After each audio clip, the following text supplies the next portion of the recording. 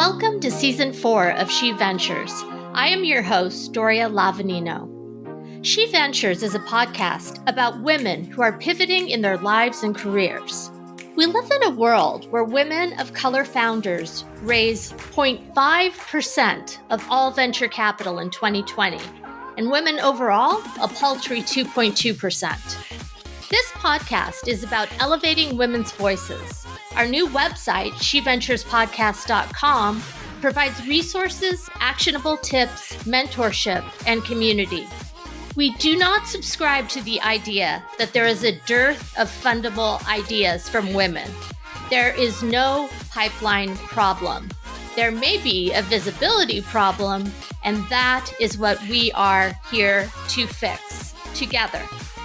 Let's talk about the reality of women, money, entrepreneurship, and work-life balance on this season of SheVentures. What started as an experiment, driven by this mother of three's frustration to find quality outdoor gear for her children, morphed into a $4.5 million direct-to-consumer business called Lone Cone, an online brand of rain boots, lunchboxes, and outdoor gear for children sold on Amazon. In 2021, she sold Lone Cone for an undisclosed amount, but we can imagine it must have been amazing. Today, she owns her own consulting business, having done so well with her first one called Ridgeline Insights, to help other entrepreneurs maximize their success with Amazon channel management in Boise, Idaho, where she is located, and I'm sure elsewhere in the country. Both Lone Cone and Ridge Insights have grown to 8-figure businesses. For those of us who are a little afraid of math, that means that these businesses have revenue of 10 million and up, if I am counting my digits correctly. Annalisa DeMarta, welcome to SheVentures. Thank you, Doria. Thank you for having me. How are you this morning? I am doing okay. I am glad it is spring. How are you in Boise? I'm so excited. I'm a big skier, so there's always this depressing hangover season, like right after Easter when skiing ends. But I have to, the same thing, spring fever, okay, it's 65 and sunny. Let's do this. I'm ready. I can handle the transition now. Let's go hiking. Oh, I have not thought about downhill skiing in so long, and I miss it being a West Coast transplant because what they consider mountains on the East Coast are really kind of hills. Yeah. The ice is real. And so I applaud anybody that comes out here, even though you don't get the height, that being able to balance and not break your face. I'm always amazed with an East Coast skier. So yes, it's all different abilities, but yeah. Love it. And I love your commitment to the outdoors. And I wanted to start with asking you spoke of a frustration that catapulted you into your first business opportunity, Lone Cone. When most people encounter a problem of any kind, or when many people do, right? They either complain, they ignore it, or they settle for an alternative. What's different about you?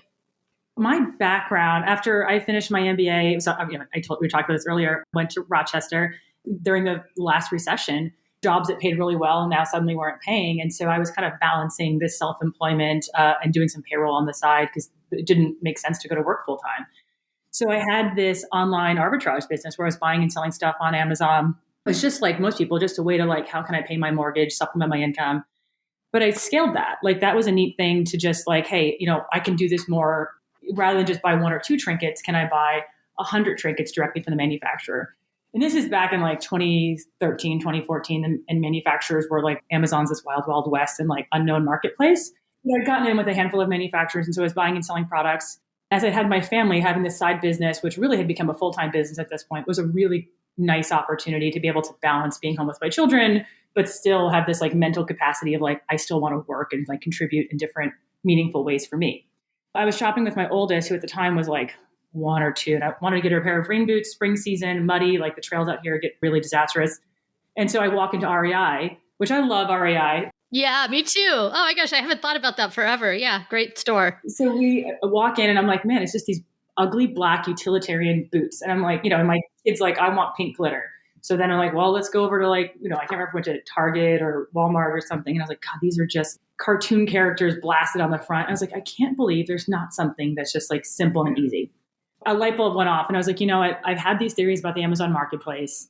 And I'm used to selling apparel, which most people that intimidates because there's size color variations and there's a lot of SKUs to really manage.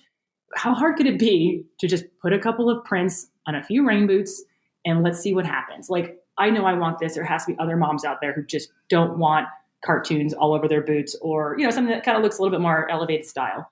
And that was it. And I naively like found a manufacturer. Boise's got amazingly talented artists. So I partnered with a few of those people and they came up with these amazing first prints. Looking back, how it all got pulled together, I have no idea because it could have went wrong in 85 ways. Oh gosh, I can imagine. And I just wanted to back up for a sec. When you say found a manufacturer, like that in and of itself that just makes me want to stop. Yeah. Right there. But like, how did that serendipitously happen? Oh, I mean, I'm an internet stalker. So I was like, well, where does everybody else make their stuff?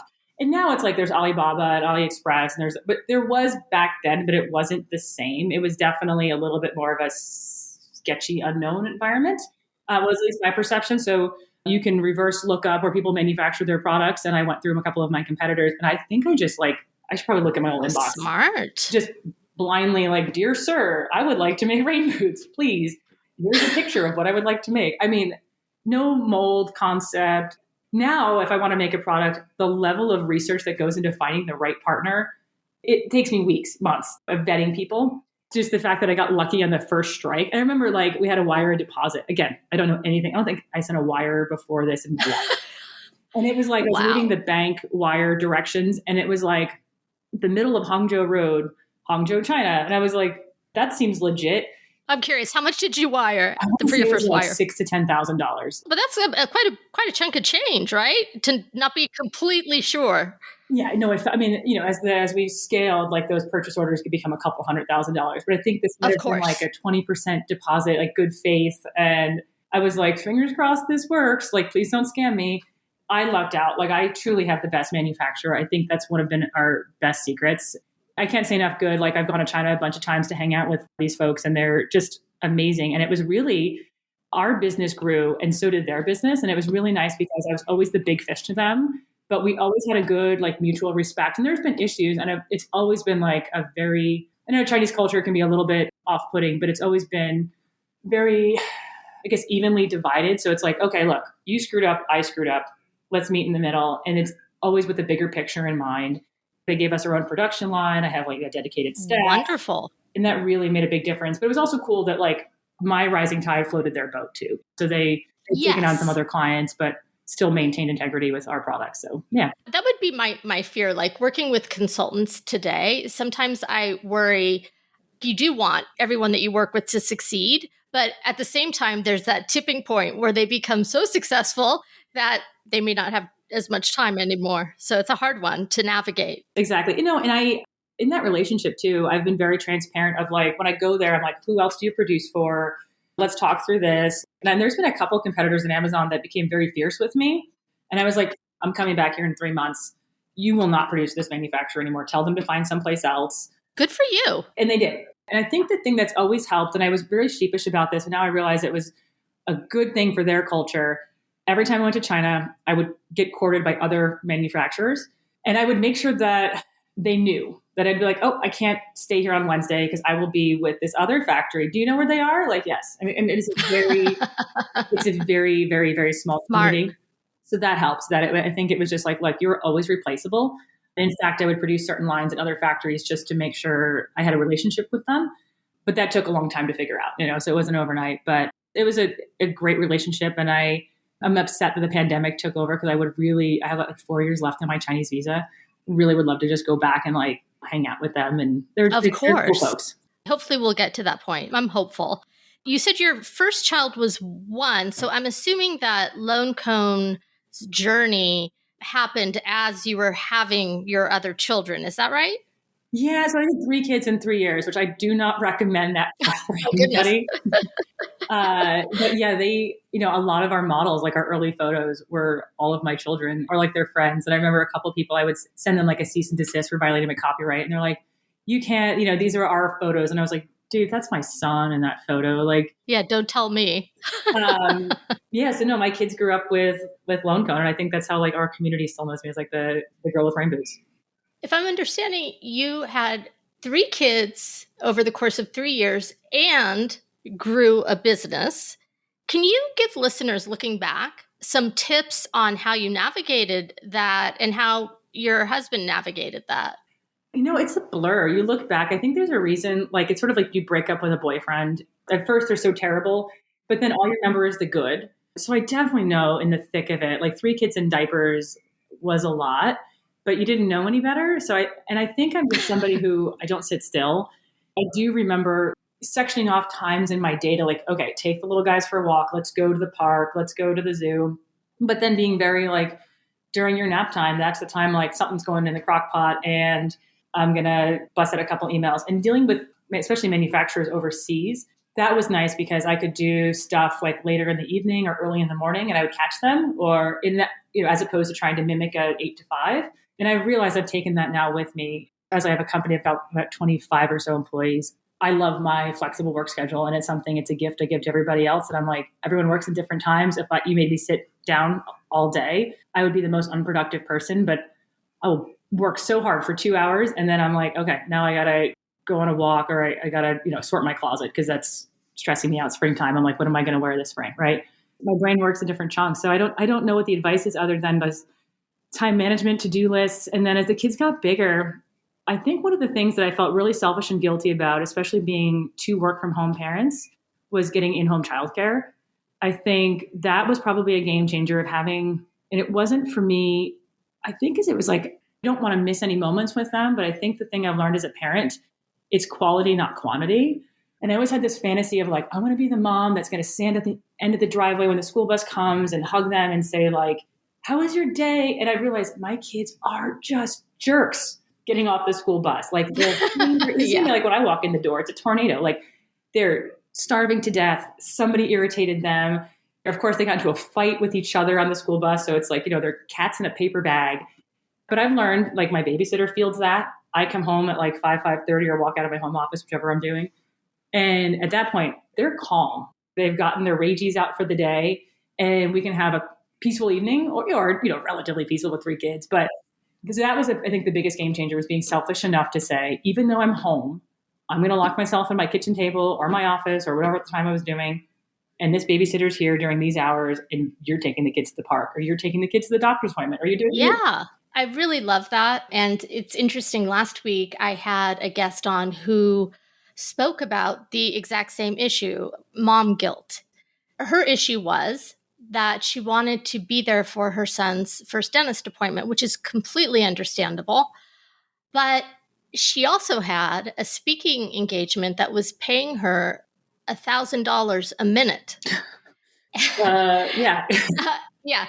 But she still had to talk it through with someone, understandably, because we internalize so much guilt. Even when you said, I don't remember how you phrased it, but there was guilt in it. And I wonder why, as women, we feel guilty for needing help raising our children while we're working. We don't have 8 arms, 1,000%. And I think for me, it wasn't a clear black and white, because it was sort of like, sometimes I get to my office and honestly, like I'll scroll on TikTok for 18 minutes and I'll do other stuff that doesn't feel like the most useful thing, but it's like my brain just needs to quiet down and kind of settle.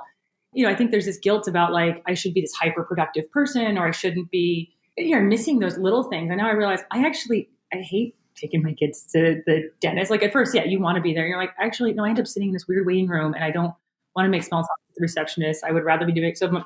Or the haircuts. I'm like, I'm going to trust your judgment. I have an amazing babysitter, nanny. I don't know more. I need to find a different word for her. She's been in our family for like 7 years, and she's like one of my own kids. And I think that really helps that I have somebody else that I can just trust and rely on. And I know that my kids also love her too. And so that's been just it's a nice gift for them. Like they have a person who's young and hip and they can go to with questions about, especially as like we're hitting puberty. It's nice to have a younger female who maybe, of course I'm becoming old and irrelevant to my daughter. I know the feeling. Oh, it's so brutal. And it's like I had the other day, my daughter was like, you don't understand. And I was like, there it is. There it is. And it's like, you're right. I've never been a kid. Yeah, it's all full exactly. circle. But yeah, this babysitter's just been amazing to just my daughter can go to her with stuff. So it's just been a nice addition to our family and something that I no longer feel guilty. And in fact, I'm giving you guys this gift, and I'm giving myself a gift because I'm a calmer, nicer mom. And also the continuity, which you're lucky that you've been able to maintain, of the same person. I also had that as well with our caregiver, who I really consider a part of the family as well. She had already raised her children, but she came into our lives when Jen was 1 or 2 years old and stayed until I think my younger one was 10. So probably like 15 years. So that continuity is beautiful for them because they know they have someone that they can trust outside of their immediate family. And really that person, as you said, becomes a part of the family. Yeah. And actually this little gal too, she, as this business grew, she's been along with on our journey. She's, finished up high school, is about to finish up college, but she's taken on professional responsibilities for us too. Cause I'm like, I know we pay you well, but this isn't a good resume builder. Like unless you're becoming an executive assistant and that's not what you want to do. So let's start beefing up your resume with real experiences. Kudos to you for doing that and giving her like real resume items that are marketable. Thank you. I mean, she's kind of a golden handcuffs position with us. And so but I really want to make sure like you need to transition to the real world at some point. And I want you to feel prepared and be able to multitask and understand what they're asking. And she's been great. So our whole company, it's like, I don't know, ask Daniela to go do that. She'll do that for you. And she does. And she's always the person that will say, sure, but like within boundaries and like teach me how. And she's, for a young person, I'm amazed at what just a well-rounded individual she is. So I'm lucky to have her. People like that are keepers for sure. So from the time that you had the idea to execution to figuring out how to get your product on Amazon, which I would imagine must have been some sort of learning curve, how long was that time period? Oh man, not very long at all. Really, it was like 4 or 5 months. And to get goods from China then, pre-pandemic was like 30 to 45 days. But I'd had a background in Amazon arbitrage and working with retailers. The Amazon launch was the part that I actually not concerned with. It was just like, okay, how are the goods going to arrive? I didn't even think, are they barcoded? Like there were so many things looking back that manufacturer had the wherewithal to do my checklist for me. And they all worked. I remember we launched our products. We were at a trade show and I was so excited because our items had checked into Amazon and they were starting to go live. And I was like, oh, this is so exciting. We ordered 6,000 pairs. And in my head, I was thinking those would last at least through October. Like I wanted about a 90-day supply. Launched on August 1st. By August 10th, I was sold out. The Amazon piece you knew. I knew very little about this before I started this podcast, but I wanted to learn a little bit. And one of the things that I personally am confused about, and I was hoping you could clarify for us, is what is I'm sure this is easy for you. What is the difference between drop shipping and private labeling? And is there one that you prefer over the other? Like what would you recommend or what are the pros and cons? It's such a personal choice, but drop shipping would be if I went to, let me think of a good manufacturer, Dial Soap. I'm going to sell on the Dial Soap listing on Amazon. And every time a unit sells, I'm going to go to Dial directly and say, please ship this directly to the end consumer. Essentially, you're doing the marketing for the brand, but the brand is really handling all of the shipping and warehousing. And that's a great way because think about it, you're not acquiring any inventory. So it's just total, like they do this a lot with eBay and I have a love-hate with it. People will make an eBay listing for a product and then purchase that product from Amazon. Similarly with like Target.com is now becoming a marketplace. People are doing the same thing with Amazon and Walmart. It's just a matter of the seller is carrying none of the liability. So it's a beautiful system if you can make it work, right? Exactly. Because the question that I was thinking before was you said your boots sold out in 10 days, but you must have known quite a bit about marketing to also have that happen, I would think. Yes. And this was a testament. So one of the biggest itches I was trying to scratch at the time was some questions about the Amazon marketplace, but I never had a clean enough environment to really determine cause and effect. It was a testament to when you launch a product, here's the things I think we should be doing. When you merchandise a product, here's what I think we should be doing. Here's what advertising should look like. I had a lot of hypotheses, but I didn't have a great playground to see those things through. LoanCon was the perfect sandbox. And honestly, we sold out on these units. Credit to my husband is I think I'm a very low risk person. At least I was. I was like, okay, cool. We learned those things. I'm good. I'm going to go back to doing what I was doing. And my husband was like, you have something here. And I was like, yeah, but it's not really like my thing. Like I don't have a background in manufacturing. Like I do a lot better with like business development and sales. And I love that. And he was like, you don't see this? And I was like, it's like lightning in a bottle.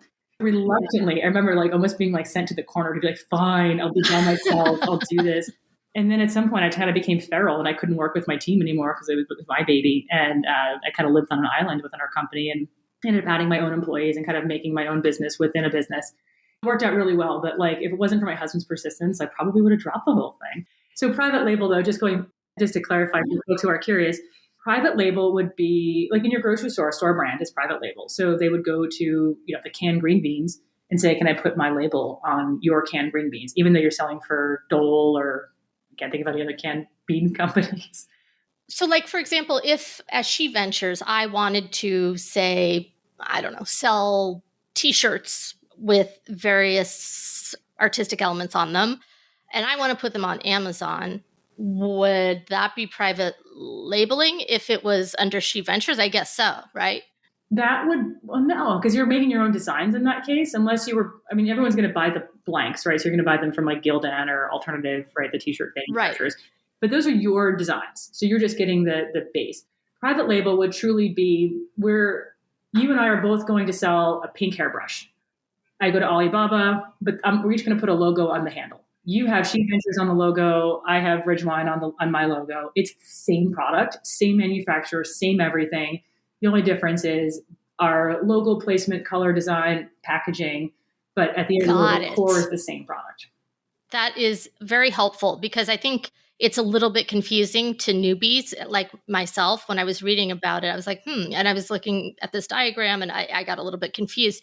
And the other part I was curious about, I know SEO from a content marketing perspective, primarily Google and blogs, but was wondering, does it work differently for Amazon? Is it a different algo? Are there different things one considers, or is it kind of the same philosophy of keywords? And 1000%, very, very similar. I think Amazon, especially in the early days, was very straightforward, almost to where, I guess the best example I have is the stock market. Like, I feel like if you really like boil the stock market down, you're like, it's actually a really simple concept, but people overcomplicate it and try to make it seem different than it is. Amazon was very much the same. I think when you're like at its core, it's like truly you want to advertise for that keyword should be in your product or in the back end.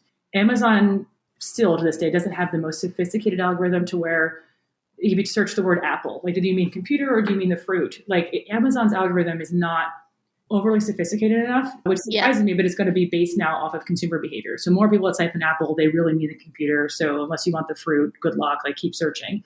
But it's very, very simple. Now they call it their 810 algorithm. And there's a lot to that in terms of how they reward the search results. But I think the key tenets of anyone trying to sell on Amazon, the thing to remember is that it's Amazon's customer and Amazon wants that customer to be delighted in their purchase. Keep coming back. Do not return that product. Anyone who's operating a business on the Amazon platform, the thing to remember is just like, don't violate terms of service. Step one, do good things, but have a good product. Merchandise your product well to where customers know exactly what they're getting and there's no shock when they receive it. And when they receive it, that they know it's going to fit. They know how it's going to look and feel. They know how it's going to perform. The more you keep doing that, Amazon's like, sweet. And then bonus points if you send in traffic outside of Amazon to the Amazon listing, is then Amazon's like, thanks for the extra customers. There's courses that people sell, and I think it's honestly very, very simple. Once you navigate the platform, the actual execution, is simple. And I know that for SEO, for example, there are certain tools that one uses. Are there tools that are specific to Amazon? Yes. Every good seller knows about Helium 10. The folks at Helium 10 I'm always impressed with their content. Like I've been selling on Amazon since 2005, and it's by far the most robust tool. And then there's some like baby tools like Jungle Scout and stuff that'll just give you a quick overview of like how many units is somebody selling, what's the average selling price, how many sellers, what's the seasonality. Those types of things are great. But then Helium 10 goes further with keyword volume and things you can kind of look at. I love looking at market share analysis. And Amazon, they hold all these cards close to their chest, just like, gosh, Amazon, if you just shared this data with me, I would be such a more successful seller. So like, stop making me guess. But Helium 10 does a phenomenal job of giving that insight so you can make really strong actions and saying, okay, I see, even though I'm not seeing it in my sales, I can see how I'm ranking. I can see how I'm performing relative to my competition. So those are probably the biggest ones. And then there's inventory management tools. There is advertising tools. As we've scaled our business, we went from a lot of these programs to just an ERP. And that was a big boy step. Like everyone tells you it's terrible. What does that stand for? Sorry, I don't know. Electronic reporting system. No. Oh, like for inventory management and pricing and all of that? In your financials. So I can truly calculate my margin down to like the 10th of a cent. Keeping track of where everything is. I think we just had too many systems. And at some point, the ERP is just like puts it all together. And so all the data flows in from Amazon, flows in from warehouses. That would make it so much easier, I can imagine, than having all these disparate parts, right, that are having to talk to each other. Totally. But now you're managing a system. So you hire extra people to manage this very expensive system, as to where before you were like, look, we didn't know how much we were making, but we cobbled some stuff together. Now I know how much I'm making and I know how much it's costing me to know that. And so it's this double-edged sword of data. So as we scaled, that was probably the biggest investment that I think has become a game changer for us, is having that visibility and really robust reporting. But unfortunately, that's a substantial investment. No, this is great. And if between now and when your episode airs, you think of other tools that you want to recommend, we'll definitely include them for our listeners. I can think of something that's helpful for other folks. Yeah. Tell us, the listeners, about, and we're going to go to your other business as well, but the trajectory of Lone Cone when you realized, what was that moment when you realized, you had mentioned your husband realized it, but when you realized this is really something? I think honestly, when we sold it, I think that was I think it just validated all of the work that we had done as a team.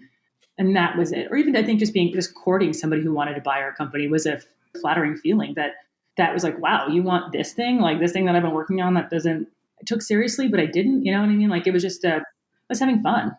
So they courted you. And do you feel, with hindsight, of course, being 2020, that you knew enough to ask all the right questions to the purchaser, or would you have done things differently? I felt pretty confident going into it, but I was very reluctant. Like any self-employed person, you go through ups and downs. And we'd had a moment 2 years, I guess now 3 years, we'd had a down moment as a business. And when you are running this business, there's no like guy in the corner with a bag of money. It's like, every dollar that comes in and out is mine. And we do, profit sharing and stuff, but you have this employees, which you think of them like children. Like I don't want to let them go if I have to. So we had this down moment, and that was really scary. And it was almost like and we'd had a few of those moments as well, but like they were not as catastrophic or heavy. And so as we were swimming through this way, it kind of just, this light bulb went off, and I was like, man, I don't get to give a 2-week notice. Like I'm stuck in this. Like my house is tied to this. Like this is it always felt fun. And then it wasn't. So we kind of, like, my husband and I were on this really long hike, and we're having this conversation about like, okay, what are we going to do? Where are we going? Like we've been doing this a long time, and now it's scary. And there's also this point of scaling too, that like, when you're starting out, you're doing all these like really fun, exciting things. Like you're literally making the pizza, right? Like you're not designing the pizza oven anymore. You're like, no, I'm cutting up the vegetables. But as you scale, you're like managing the store and the people, and and those were things that became really hard. So we're like, okay, what are we doing? We'd had this thing. We're like, okay, let's come up with a 3 to 5 year plan. Selling this part of the business wasn't even on that radar, but it was like, let's get our ducks in a row. Let's invest in the things that are working. Let's think about the staff that we have. Do we have the right people on the bus? Who do we need to add to it? Like, I think we came from this walk really healthy. So I had this 3-year plan. Fast forward 6 months, and my husband and I, because we'd gone through ups and downs, we always talk to investors. We always talk to bankers. And I would encourage everyone else to do so, even though it seems like the driest conversation. The questions they ask you, the ways that they're positioning their words, if you really dig down into what they're asking you, that's kind of setting yourself up for like, these are the things I should be covering. These are the things that I should be prioritizing. That is great advice. I love that. My husband, like we own our office building. And so my husband this morning was like, hey, I had a commercial real estate agent reach out. Like, I think I'm going to go to lunch with this guy. And I was like, here we go again. Like, but it's good because what are they going to ask me about this property? Or, you know what I mean? I don't know. So it was just a good insight into like what's going on in the more macro environment. Ken, of course, my husband was talking to people that wanted to buy our brand. At the time, these Amazon aggregators were starting to like gain steam. And these are the folks that are buying up all these like mom and pop Amazon brands and trying to find some operational efficiency with them. So Thrasio was the first one. And they were, I think, dubbed a unicorn, like a $1 billion valuation, which is crazy. But anyway, we had this thought of like, I wasn't actively trying to sell. I had this 3-year plan, at least. I ended up talking to the folks at Suma Brands. And there was just something different because we had talked to, my husband loves these things. So he had talked to at least 4 or 5 other people, just casually. I was like, no, I put my foot down. I was like, dude, I want to grow this. I had all these products about to like launch. I had a really great team. I was like, I'm going to see this through. And then Ken was like, Anna, I talked to the founder, Andrew. He's like, dude, he's different. Like, you really should just give him the time of day. And I was like, fine. And I thoroughly enjoyed talking with Andrew. I felt like he was the first person who saw the brand for how I saw the brand. His mission and values very much aligned. And even through the whole sales process, I think there's a lot of ways that things can go sideways. And I really appreciated that. I think their mission is like founders first, but also like they're a business. So you understand, like they can't just eat some bad situations. But I felt like everything was so copacetic and like we were both very willing to compromise on whatever issues that came up. No, I think the whole thing went really smooth. And we were fortunate that we surrounded ourselves with, we have a really good network of advisors, of just like friends that have been through stuff, or bankers. As much as they, I think they're the most boring people, they talk to so many businesses. So like going to like people who wouldn't ever bank us personally, but like they became our friends. Like, hey, here's what's kind of the thing that's in front of us. What should we know? How do we think about this? I think we just really good guidance, like between CPAs, attorneys, and people's opinions. I don't think I would have done anything differently, honestly. And I'm really happy where it went. I still have an active involvement in the brand.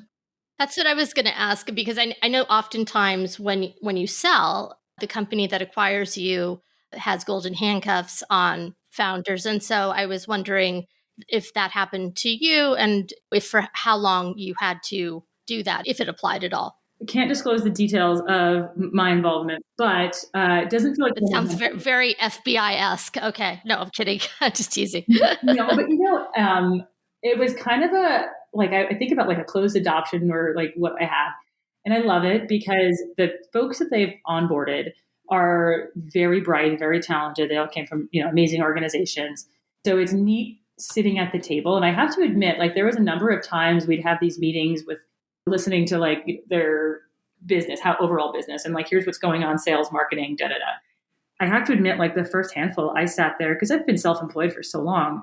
I'd never had external validation of, am I smart or not? I don't know. There's just insecurity, I think, that some people have. And I remember sitting there being like nervous to say something because I was like, well, shoot, these guys all worked at these big companies and they do this. But then, sometimes I debrief with my team and I would be like, this is what I'm seeing and thinking. And they're like, 100%. That's, we're all like. Also, you built a business from the ground up. I just find it so interesting. Like as women, we so often like don't want to talk at the table because we feel like we lack the experience where we really actually don't. That's it. And I don't speak corporate speak. Like I would get in these meetings and the number of abbreviations that would flow through and like, y'all understand what's going on? Like, and at one point I remember just being like, I wanted to raise my hand and be like, can you tell me a story? I'm having a hard time tracking. And I was talking about this with my husband at one point. He's like, why didn't you just say that? And I was like, God, because that makes me sound so silly that like, I can't follow. He's like, well, no, because if you didn't follow, somebody else didn't follow, which is the same message I tell my kids in the classroom. I'm like, if you don't understand, raise your hand, don't be ashamed. So anyway, long story short, it's been a good growing experience for me to like, I feel validated in where I've gotten my business. Also their ideas, while great, are also the same ideas that our team has had. We just didn't have the resources to execute. Right, to scale. Yeah. And so it's been a really cool thing to still be part of it and see where they're going, and just their circles are bigger. So like in terms of them widening distribution, working with different social and PR people, those are networks I could never tap into. I could, but it was just not my wheelhouse. It's been a fun journey. And honestly, it's like sending your baby off to college. Like I know you'll do great things, but I'm also excited to have my house back. Yeah, right. Exactly. I know that I'll have somewhere to live.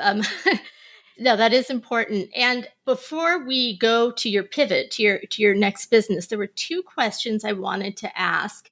The first is, I know that you can't discuss the amount of money that you got in the deal, but it's my understanding that the average kind of multiple that these Amazon businesses typically get are like between 20 and 30 times profit. Now, I don't know your profit. So is that even an accurate number? So the average, I'm trying to think where profit would stop and start. So I think the thing that I would run through is Amazon, the valuations have changed kind of during the COVID times. Like I think there was sort of like this land grab for Amazon businesses. And so multiples went crazy, but typically the average Amazon multiple was between 2 to 4 EBITDA. I think the number we got was super competitive. And it was kind of like, I think the thing personally, having a business of ups and downs, it was really nice to just be like, okay, this loan cone is no longer competing for my time and attention. So I can focus on our agency, which was always there in the background. I also get this pile of cash that I have like a rainy day fund. Like I did something we never had. And we had amassed, I mean, our business was healthier. Like we'd been in a good spot, but like I have like I guess an off ramp. There's like something here that like, I still have to go to work. I wish I had yacht money. Like that's always something with my husband I joke about, that there's some level of like rich that like I'll never fly a private plane. I'll never rent a yacht for the weekend. Like there's just cry me a river, right? But it's still like, but it's just really nice that I put my head in the pillow at night and just go, worst case scenario, I'm safe. And that's a gift that I don't think a lot of people realize when you're self-employed. Like we do transparent financials with our team, and I have a lot of young folks. I want them to understand what goes into running a business. But there's not like, I love that. Thank you. It's something that I think not everyone really fully understands, but I feel like it's an empowering thing that like, look, you might see a couple million come in and out of this business, but here's where it's going. And here's how you contributed to that, ups and downs. So it's still something that at least like at the end of the day, I've got a little safety net and I feel good, and I still have to work. So here I am. Yep. As do many of us. The last question I'm going to ask on this is, are there any takeaways that you would like to give entrepreneurs? Because obviously the Amazon, as you spoke about it early on, was kind of the Wild West. The Amazon today is very saturated. What should people today that are considering this be mindful of if you were to give, say, 3 of your tips? It's definitely a different environment than when I started. And this is something, having this agency, we work with brands of all different sizes and all different Amazon selling histories. While it's a different landscape, I think the biggest thing I would say, if you're looking to grow a brand, especially using Amazon as one of those touch points, what I would really recommend is, even though it's so hard as a business, put money into that marketing and PR, build that brand equity, especially off Amazon. That doesn't mean you need to invest in like this super elaborate direct-to-consumer website or do all these crazy things. And like, sometimes I think people get really caught up in marketing and PR, and I'm going to pay this influencer like $5,000 to show my product for half a second. You don't have to do that. I'm a big believer of micro influencers. And we were lucky that I had people reach out to us, and I was kind of like sheepish about it. I was like, really? You want to take a picture of your kid in these boots? That's crazy. Sure. But we actually have this like really great cult following. So put money into marketing and PR, budget that. The ROI on it is abysmal. You'll never understand it. And it's probably the first thing you'd want to cut if you're feeling it financially. But make that investment, because that little bit of brand equity was the difference between loan cones valuations. Like we had amassed this following off of Amazon. The other thing I would say to people is you can do it 2 routes. There's definitely the cheap DIY, and there's definitely like, I'm going to invest my, life savings, cash out the 401k, and I'm going to do this. I'm a big fan of spend a little, learn a lot. I think we do the same thing with brands that come in. We'll say, listen, here's 2 different paths. We see if you don't have the advertising budget for $10,000 a month, here's the $2,000 a month, but here's what you're going to expect from that. And the same thing with the $10,000. And none of it's a guarantee. I think don't get roped into the coursework and thinking somebody else has the answer. Nothing can replace just rolling up your sleeves and trying it and figuring it out. Get some guidance, of course, but like completely like any consultant anywhere, don't be hands off the wheel. You get what you give. So if you're working with an agency, you're working with an individual, be in control, understand what your budget is, but make sure you have a really good strategy. And I think that rolls into my third piece is have a plan. If you have nothing you're measuring against, how do you know how you're performing? Even if the plan is just super basic of like, I want to make $10,000 in 6 months. Cool. Then you got to know your margins. You got to know how many units you're going to need. What's your seasonality? Like there's a lot of data that needs to go into that. And then if you're going to spend on advertising, it's going to be a lot more money up front. So are you willing to invest that to get to that $10,000 number? It's a multifaceted environment, but I think people can still have success on there, especially if you have at the core, have a good product. Don't sell people junk. That's it. Amen. Amen. There's a lot of junk out there, and my daughters, well, oh no, I shouldn't say that, but sometimes they get tricked by TikTok and things look a lot cooler than they actually are. Oh, I did it last night, dude. I was trying to buy, I wanted to buy a new chair for our living room and I had to go back to the listing. I bought like a baby chair. Like it was one of the classic things. I like pulled it out of the box and my husband's like, is this a joke? And I was like, maybe there's more parts. He's like, no. So I bought this really nice, like $400 chair that was definitely. It's for a baby. But the listing even looked, I was like, what? It looks right. I totally get that. It looks like it's the right size. But I was like, so I wanted to email the seller and say, listen, this is one of those things that like, you should have merchandised this better. I should have known, put this next to a real chair. But anyway, lesson. Oh, that's so interesting. Well, see, it happens to even the pros like you, right? Let's talk about your pivot. You had success with Lone Cone, and that obviously helped, right? Because I noticed on your website that you have that and many other case studies. Talk about switching from entrepreneurship to being, I would call you an agency owner. Is that accurate? Totally. Okay. The transition, well, that was always part of our business. And so the way that we handled Lone Cone internally was Lone Cone was sort of quote unquote one of our clients. And so the Lone Cone would get prioritized, deprioritized. Like it was always kind of the redheaded stepchild of the business where it was like, we had this thing, but also like when a bigger brand comes along, we're like, sorry, Lone Cone, you got to go on the back burner now. So we always treated it like that. And so not having it though, we had to give up a lot of the other pieces to it. So it freed up a lot of our team. And that was kind of an interesting struggle where I had people that were dedicated to that brand full time and they've all made different transitions internally and some externally. That was hard. I think the other piece that was hard is kind of like for me personally, I kind of hate complaining about this, but it's a real thing. So I feel like it's good to put it out there. There is this depression that comes along with selling a business that nobody mentioned. Everyone's high-fiving you, but then you're like sad in the corner and you're like, what is wrong? Like you have nothing to complain about, but you're like, whoa. Like my identity, my day-to-day, like got taken away. So, and my husband and I, we've worked together forever, but we don't work together. Like anybody that sat with us in a conference room, I mean, we're very professional and stuff, but it's still like, I've had someone say like, it's like when mom and dad fight. And I'm like, no, but we're respectful and nice. It's like, we can disagree. I know, but it always makes us uncomfortable when you guys don't agree. And I'm like, but why? Like tension is good. You guys do different things, presumably, in the business. We learned to divide and conquer. And me having Lone Cone just gave me, this was my domain and I was in charge. And like, the financials would report up to him, but it was never like, I'm accountable for the whole company. So it was a different environment. Now we're much closer. That's been a little bit of a challenge because I'm taking on some more like business development, marketing stuff, things that I've been curious about for a long time. But now we have to like overlap a little bit. And it's. We have different styles, right? That always happens, I think. Oh, so but the transition's been, now I'm better. But I think for a while, like my one girlfriend was like, why don't you stop working if you don't have to work? And I was like, I got about 4 days of not working. And in those 4 days, I probably would have painted a living room and like decluttered every closet in my house and vacuumed my silverware drawer. I was like, I can't. I got the dog that has to get the ball thrown. Like I have to do something. I'm throwing myself in this business and like a handful of other small projects, but it's been a good transition, but I still feel a little bit aloof, honestly. Feel a little bit, say again? Aloof. Yeah, I get it. And do you have a typical client? Because you had mentioned that you could work with smaller companies with smaller budgets, but then presumably you also work with larger ones as well. How, like if you were to categorize your clients, where do they kind of fall on the spectrum? We really do best with established clients. So a lot of our brands are bigger outdoor and lifestyle brands, some food brands, a lot of brands that you've shopped with will work with.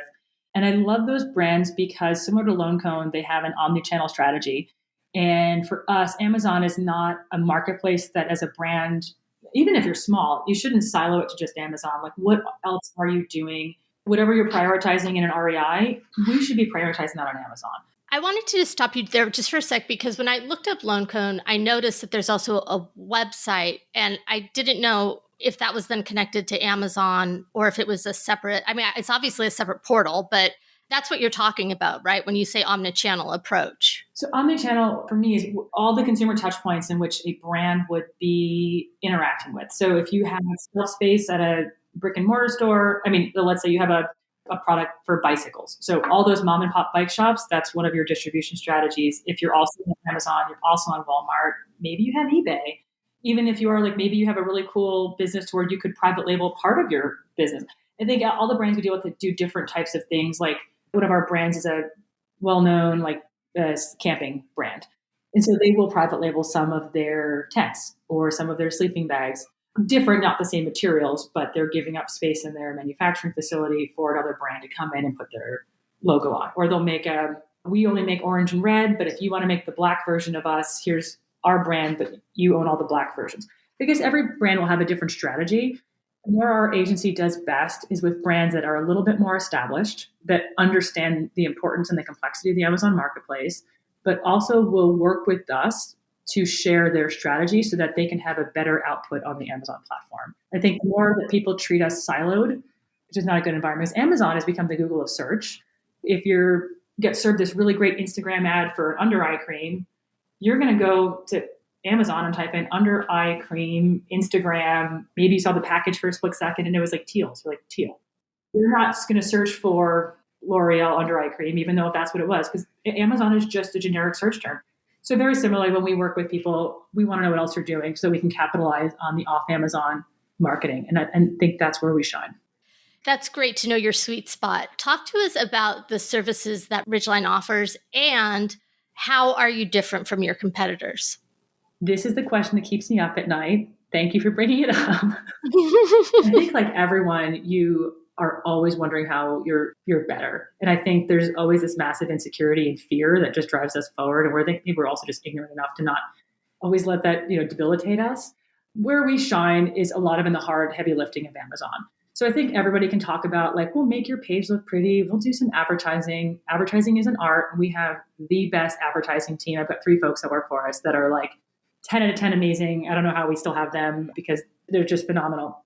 But everyone will do kind of these basics. We really Amazon's backend is a mess. So there's catalog management, which is just what's your product name? What's your title?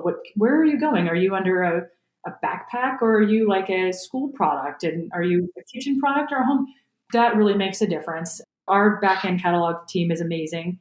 The other area that really shine is supply chain. I know supply chain is this 4-letter word now post-pandemic, but really we'll work. A lot of our brands are established. They have their own warehouses or third-party warehouses. And our team does a great job of ensuring that their team is buttoned up and they understand how they're getting products in, how much it's costing them to get products in, and really making sure we're doing solid demand planning to cover. If we're going to really push a product, I want to make sure there's enough inventory for it to last for the season it should last. So I think our team does a really good job with the nuts and bolts of Amazon. And of course, all the other stuff. Yeah, that's, I think, our sweet spot. Oh, not the least sexy part. That's huge. Thank you.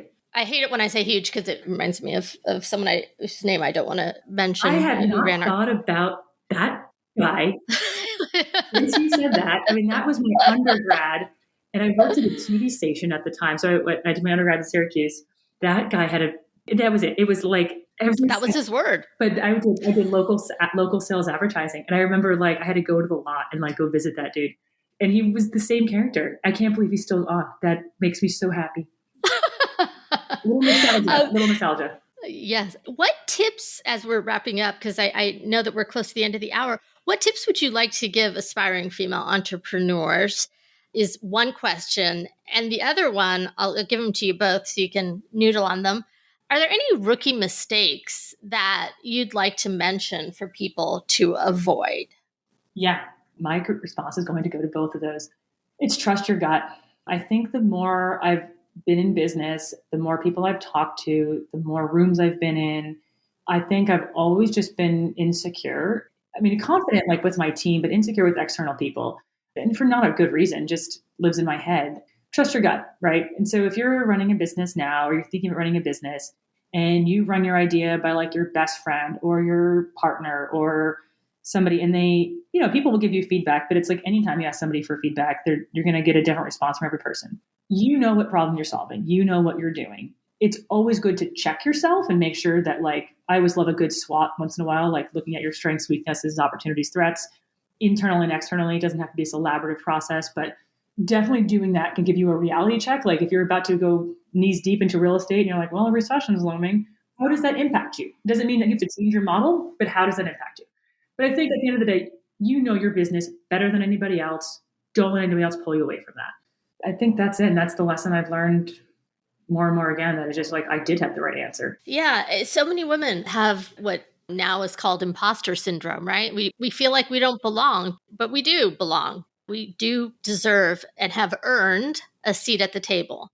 Rookie mistakes, any that you'd like to mention? Well, I think that's my one is I remember when we were going through a growth period, we'd hired some consultants and they were a bunch of truly old white men, super smart. I'm getting some business 101 advice from them. And it's kind of like having a personal trainer. Like, yes, I can go to the gym and do squats, but having somebody else tell me to do the squats is just way more impactful.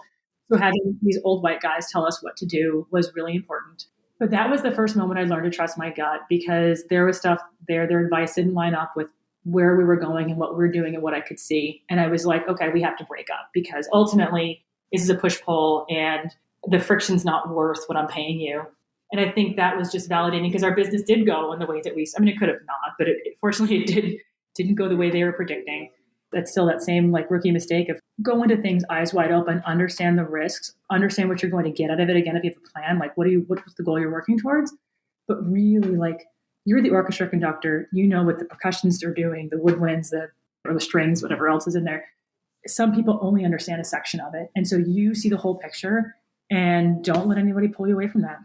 Great advice and a great way to end the season, the first season of SheVentures. Thank you, Annalisa, so much for coming on the show. Doria, thank you for having me. This was a blast. You did a great job pulling out all of my secrets, so thanks. I didn't get all of them, but maybe next time. Next time.